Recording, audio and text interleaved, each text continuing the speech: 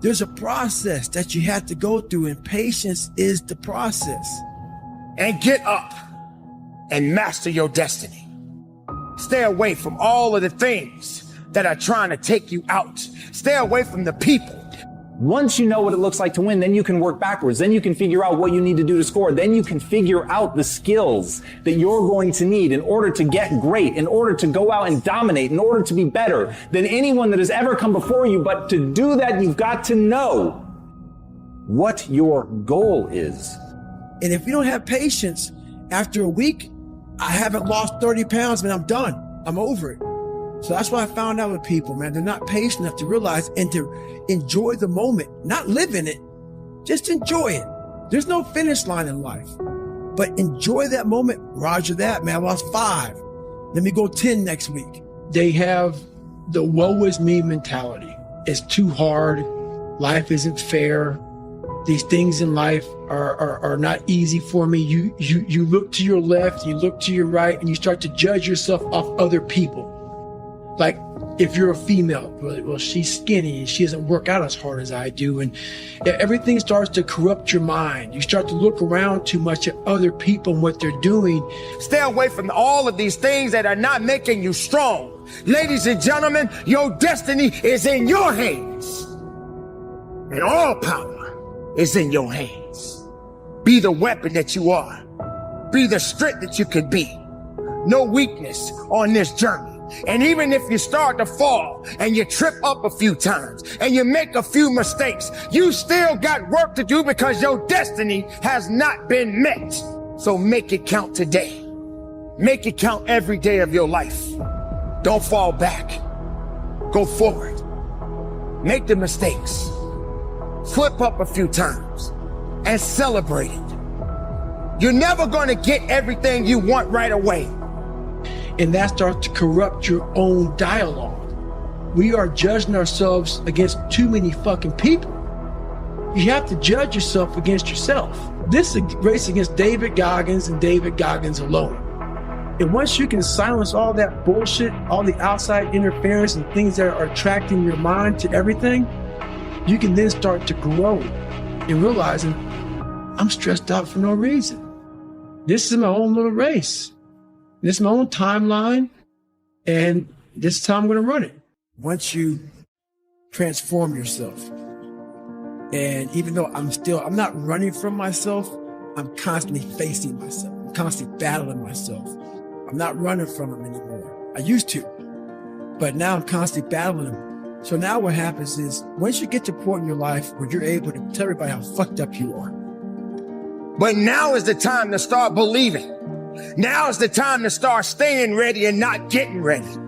Now is the time to realize that you, the individual, the person, you are a gift to this world.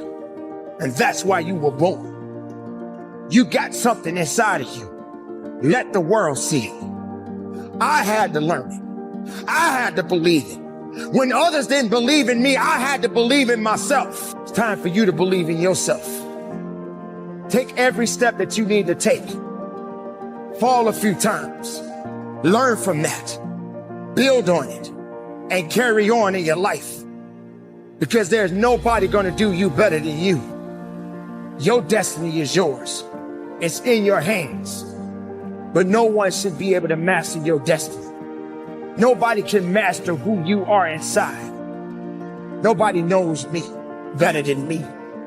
When you begin to get these feelings, it's where your focus is going that's causing this stress level to rise in you unnecessarily. And it's probably a pattern you have. We've talked about this a lot in other audios and videos where you have a pattern. And my hallucination for many of you is that when a problem arises, you begin to focus on the problem more than the solution. You begin to magnify your stress level, make a disempowering meaning, which is this fear you're going to lose something. And oftentimes it's not even a thing. Oftentimes it's you're afraid you're going to lose certainty, one of the 6 needs. You're going to lose your uncertainty. You're going to lose your significance. You might lose someone's love, right? You may lose the ability to grow or the ability to contribute, but you begin to focus on what you're going to lose, and that fear magnetizes the problem and causes you stress. Stress is not a great place to live from. It's one of those disempowering meanings.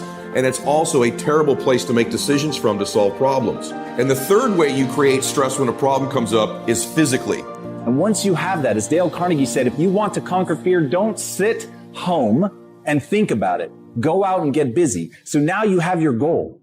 Now you're telling people what you're going to do. Now you're telling yourself who you're going to become. You're building something up inside of you, but are you actually taking the action? Are you actually getting out and doing something about it? And it is terrifying to me how people can pacify themselves with a sense of accomplishment simply by having a goal, simply by telling people that they're going to do something, simply by fantasizing about what they're going to accomplish. And let me tell you right now, the thing that separates the people who dream from the people who execute is a willingness to act. In your body, what I call like your state, your physiology, you begin to get tense, don't you? You begin to hunch over. Your breathing gets shallow. You kind of get closed, that worry, that feeling we get. You know what I'm talking about. This stress level that you use your body to create. Listen to what I just said. You're using your body in such a way to magnetize and elevate your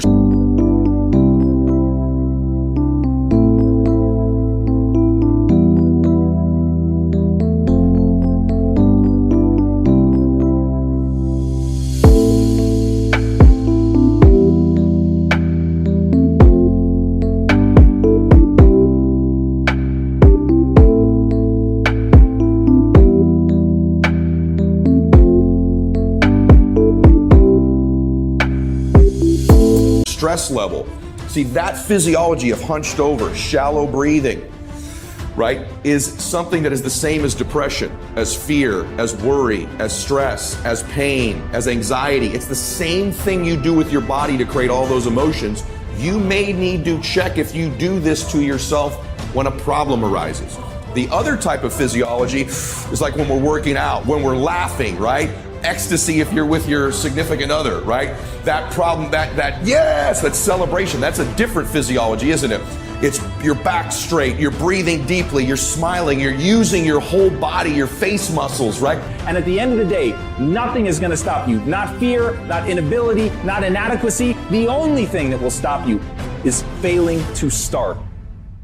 Failing to start is your mortal enemy. You've got to find a way to get yourself going. You've got to find a way to take that desire, that interest in you, and turn it into a raging inferno, something that's going to get you moving and going ahead, that will trample everything in its path. Once you're able to do that, nothing, and I mean nothing, will be able to stop. As John Wayne said, courage is being scared to death and saddling up anyway. Here's the secret. The people that do the most with their lives, the people that seem the most self-assured, the ones that seem to embody confidence, the ones that seem to define confidence, they're the ones that had to face down the most fear. They simply didn't linger in it. Your face is smart. There's a certain way you do laughter and joy and pleasure and ecstasy physically, isn't there? And so when a problem arises, check your physiology. You can't make a great decision